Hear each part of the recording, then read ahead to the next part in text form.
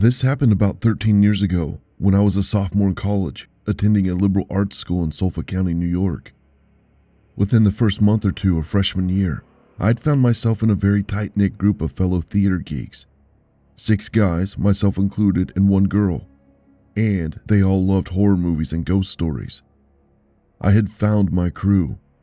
Freshman year was tough, but we all held each other up and made the whole experience much more enjoyable for one another. At the beginning of sophomore year, we decided that in October, as the Halloween season was ramping up, we would find a creepy wooded spot in a nearby town some night and scare the crap out of ourselves. We did some research and found that there was a particularly isolated area about 30 minutes away, infamous for paranormal sightings. Perfect. The 7 of us split into 2 different cars and headed out into the night. Allow me to set the scene. You turn off a busy main road, flooded with strip malls and restaurants and whatnot, and you're almost immediately greeted by complete darkness. Again, this area was very heavily wooded. It was essentially a large web of winding roads surrounded by trees. Very few streetlights and very few houses. Without GPS or a good sense of direction, one could easily get lost in there. We all made sure to have fully charged phones and flashlights, just in case. But the goal was to keep driving until we collectively decided to pull over and go exploring. So, per the directions, we made a left off the main road, driving for 30 minutes or so into the dark network, picking directions at random, just getting intentionally lost. Our cars made a turn, and to our surprise, there was a huge log in front of us. We had reached a dead end of some kind, with nothing but trees beyond it. We all got out to see exactly what this was, stepped over the log, and noticed 2 narrow trails leading into different directions. This seemed like as good a time as any to grab our flashlights and do some amateur ghost hunting. We flipped a coin and set off the trail to the right. The trail was so narrow that we had to walk single file to avoid getting whacked by branches. For whatever reason, I ended up in the back. I'm usually pretty rational and level-headed, but I have to say, the further we went in, the more I was overcome with an uneasy feeling. I kept hearing sounds deep in the woods, unable to shake the feeling that we were being watched.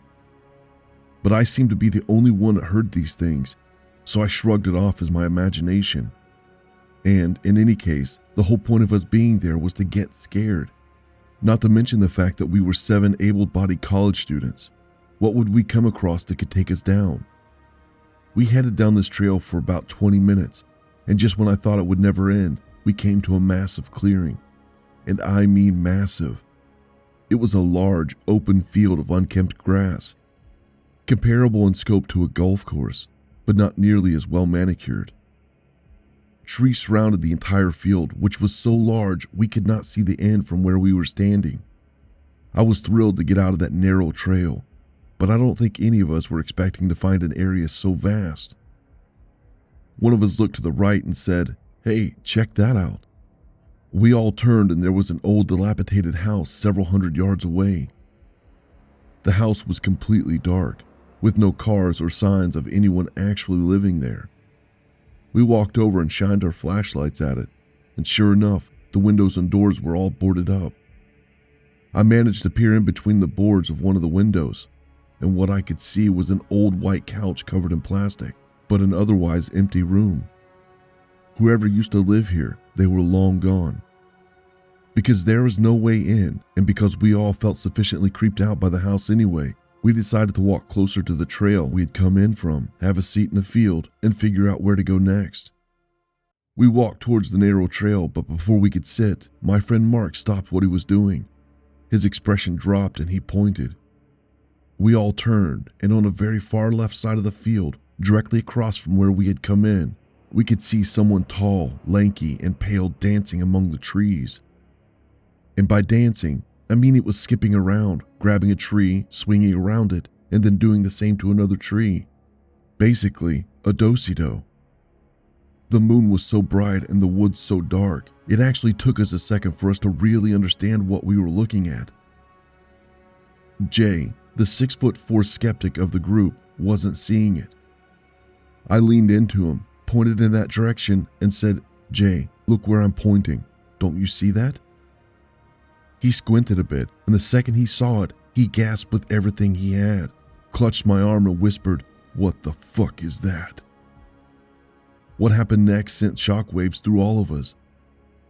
Whoever this was, they stopped dancing and looked in our direction, and even started charging straight at us. Without even thinking, we freaked and ran back to the trail. Yet again, Jay was the only one who didn't see what was happening. He shouted after us, "Guys, what is it?